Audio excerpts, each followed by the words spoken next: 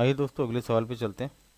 The simple and compound interest that can be earned in 2 years at the same rate is ₹1000 and ₹1040 respectively. What is the rate percent per annum?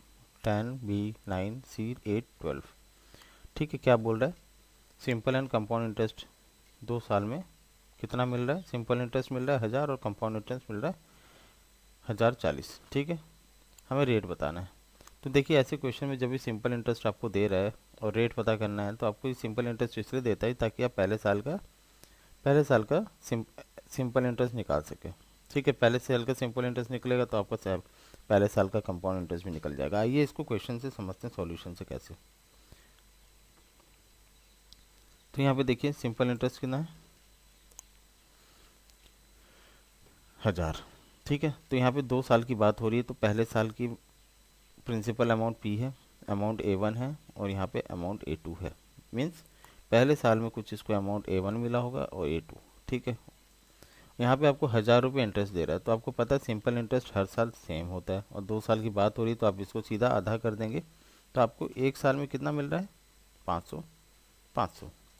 ठीक है, पहले साल 500 मिला, दूसरे साल भी 500 मिला, तभी तो 1000 हुआ। और सिंपल इंटरेस्ट की क्या खासियत है? हर साल सेम रहता है अगर रेट ऑफ इंटरेस्ट सेम है तो। यहाँ पे रेट ऑफ इंटरेस्ट क्या है? सेम ही चल रहा है। तो पहले साल 500 मिला, दूसरे साल 500 मिला, 2 साल में 1000। ठीक है, और ये चूँकि यहाँ पे रेट परसेंटेज सेम है दोनों कंपाउंड इंटरेस्ट पे तो हमें इससे क्या फ़ायदा होगा? हमें पहले साल का CI मिल जाएगा। पहले साल का हमें क्या मिल जाएगा? अब हमने यहाँ बना लिया CI का, ये तो हो गया SI जो मिला। अब यहाँ मैंने CI बना लिया, सेम पैटर्न है। प्रिंसिपल पहले साल का एरो A1, अमाउंट हो गया पहले साल का और अमाउंट हो गया दूसरे साल का, टोटल अमाउंट। ठीक है, हमें यहाँ पे CI से बात करनी है। CI का मतलब CI क्या है? तो यहाँ पे पहले साल का 500 है CI। पहले साल का 500 है तो दूसरे साल का कितना हो जाएगा? 1040। इसमें से आप 500 माइनस करेंगे तो आपको दूसरे साल का कितना बचा? 540। ठीक है, पहले साल में CI और SI तो बराबर ही होते हैं, आपको ये पता होना चाहिए। CI और SI बराबर होते हैं तो पहले साल का 500 हो गया और दूसरे साल का कितना हो जाएगा? 1040 माइनस बचा हुआ अमाउंट ही तो होगा 540। तो दूसरे साल का आपको CI मिल गया।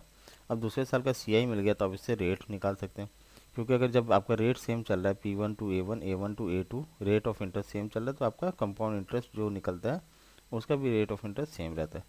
तो हम यहाँ से अब इन दोनों वैल्यूज़ को यूज़ करके रेट निकाल लेंगे।